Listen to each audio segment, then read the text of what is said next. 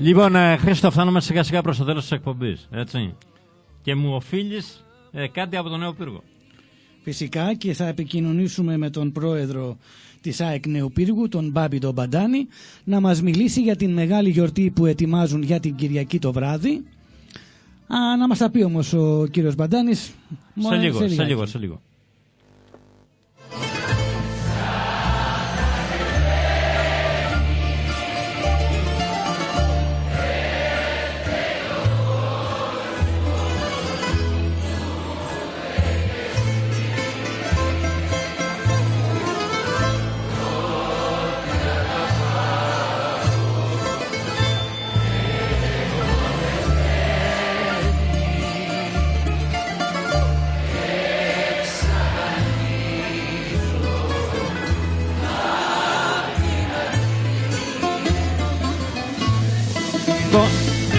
Λοιπόν, Χρήστο, είναι ήδη ο πρόεδρος της ΑΕΚ Νέου Πύργου στην τηλεφωνική μας γραμμή. Είναι ήδη ο κύριος Μπαντάνης στην τηλεφωνική γραμμή. Κύριε Μπαντάνη, καλή σας μέρα.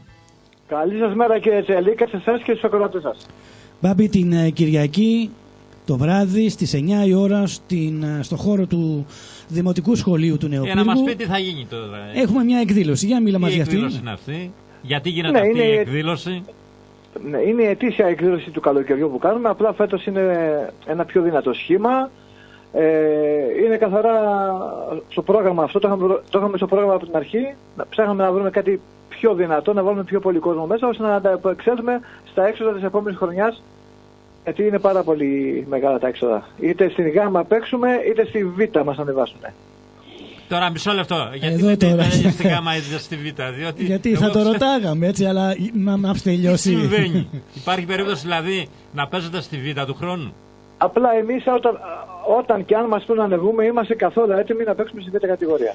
Πώς μπορεί να συμβεί αυτό? Υπάρχουν φήμες ότι η ομάδα θα γίνει πρώτη. Νομίζω ότι οι φήμες ισχυροποιούνται ακόμη πιο περισσότερο. Όσο περνάνε οι μέρες, ισχυροποιούνται ακόμη περισσότερο. Εξηγήστε μας τι ακριβώς. Νομίζω ότι ανεπίσημα δεν μπορούμε να πούμε κάτι. Η ομάδα το θέλει, αλλά η ομάδα και θα πει ναι. Ομάδες, τους πρόεδρους που μίλησα, είναι αναμονή. Η ομάδα θα πει ναι, Μπάμπη. Ναι, ξεκάθαρα, ναι. Από την αρχή ήταν ο στόχος μας. Γι' αυτό εξάλλου δεν ξέρω αν το είχατε μάθει. Ακόμη και στον Μπαράζ πήγαμε και κάναμε προπόνηση στο Μαντούδι για να βρούμε το γήπεδο. Το θέλαμε πολύ. Δυστυχώς ή ευτυχώς η ΟΡΕΗ είχε πιο μεγάλη διάρκεια και πήρε το πρωτάθλημα δίκαια.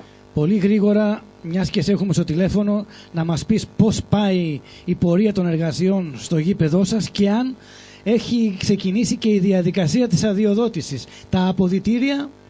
Τα αποδυτήρια είναι αυτή τη στιγμή το πρώτο μέλημα όλων μας. Του Δήμου και εμάς και του χωριού. Το ξαναλέω αυτό και του Συλλόγου από Αθήνα. Οι οποίοι έρχονται οι άνθρωποι σήμερα να πάμε πάνω στα αποδυτήρια να δούμε τι μπορεί και πώς να βοηθήσουν και αυτοί στο να ανταπεξέλθουν σε αυτή τη μεγάλη δυσκολία που έχουμε με τα αποδυτήρια. Αδειοδότηση. Το γήπεδο είναι χαλή, είναι πραγματικά χαλή στο Λίδι το γήπεδο, στο Λίδι, όπως τα ακούτε. Αλλά τα αποδυτήρια δυστυχώς έχουν το θέμα. Αλλά οι εργασίες θα ξεκινήσουν άμεσα. Αδειοδότηση. Οι εργασίες για τα αποδυτήρια εννοείται. Έτσι. Ναι, για τα αποδυτήρια. Γιατί ναι. ο άλλος χώρος, τουλάχιστον ο Χρονοτάπητας, όλα αυτά έχουν λυθεί. Ναι, είναι καθόλου έτοιμα. Φαντάζομαι ότι. Είμαστε κάπου 10 άτομα από τον Πύργο εδώ, το Συμβούλιο και κάποιοι φίλοι μας, οι οποίοι θα ασχοληθούμε με πολύ προσωπική εργασία. Στον περιβάλλοντα χώρο, στα αποδυτήρια, υδραυλικοί, πλακατήδες, ηλεκτρολόγοι, όλοι θα βάλουν ό,τι μπορούν τη βοήθεια να τελειώσει αυτό το θέμα μέσα στον Ιούλιο, λογικά να τελειώσει. Φαντάζομαι ότι τα αποδυτήρια είναι σίγουρα ένα κρίσιμο σημείο για να προχωρήσει και το θέμα της αδειοδότησης του γηπέδου. Ναι, μα βέβαια, δεν μπορεί. Τα αποδυτήρια είναι μη λειτουργικά φυσικά. Στόχος, κύριε Μπαντάνη, είναι του χρόνου να παίξετε στο γήπεδό σας? Κύριε Τσελίκα, νομίζω ότι εάν όλα πάνε σύμφωνα με το πρόγραμμα για τα αποδυτήρια, νομίζω ότι θα παίξουμε. Δεν υπάρχει λόγος να μην δεν παίξουμε. Δεν υπάρχει. Άρα ο στόχος είναι αυτός, να έχουν ολοκληρωθεί τα πάντα και με το που θα ξεκινήσει το νέο πρωτάθλημα να είναι η έδρα σας εκεί. Να σας πω ότι είναι όλων των παιδιών το όνειρο αυτό να ξαναπαίξουν αυτό το γήπεδο όσο πιο γρήγορα γίνεται. Να επιστρέψουμε όμως στην εκδήλωση της Κυριακής. Να πούμε ότι στην πίστα θα υπάρχουν δύο μεγάλες κυρίες της διασκέδασης, η Νάσια Κονιτοπούλου και η Σαμπρίνα, και θα πλαισιωθούν από τον Νίκο τον Καρδάση, τον Γιάννη Γιακουμάκη και τον Γρηγόρη Κραβαρίτη. Να πω ότι η τιμή εισόδου είναι τα 12 ευρώ, αλλά υπάρχουν και προπολίσεις. Προπολίσεις στα 10 ευρώ. Δεν ξέρω τα αν οποία θέλεις τα να... καταστήματα είναι η Τσιπορομαχής και η Αλεξία Ραπτοπούλου οι Γεύσεις που έχουν αναλάβει αυτά. Εμείς θα ευχηθούμε επιτυχία στην... Καταρχήν σας καλούμε να έρθετε όλοι σας, και ο κύριος Τσελίκας που τον έχουμε χάσει τελείως, και εσάς προσωπικά, κύριε Μπεκιάρη, να έρθετε στην εκδήλωση. Θα είναι πάρα πολύ ωραία. Καταρχήν θα πάει μέχρι το πρωί, αλλά σκεφτείτε δεν έχουν κλείσει ξενοδοχείο, γιατί θα το αγωνίσουν μέχρι το πρωί και μετά να φύγουν κατευθείαν. Οπότε καταλαβαίνετε, το γλέντι θα είναι πολύ δυνατό. Πάρα πολύ δυνατό. Μεγαλώσαμε, Μπάμπη, και δεν μπορούμε να ξενυχτάμε. Σας εύχομαι να περάσετε καλά και πάρα πολλά να πετύχετε το στόχο, δηλαδή να αποκομίσετε έσοδα τα οποία θα σας χρειαστούν για τα έξοδα της ομάδας για την επόμενη χρονιά. Αυτός. Και μην ξεχάσω ότι την Κυριακή το πρωί θα παραβρεθούμε και εμείς σαν ομάδα στη γιορτή των Ωρεών. Μας κάλεσαν οι άνθρωποι και τους ευχαριστούμε πάρα πολύ. Μας τιμά αυτό.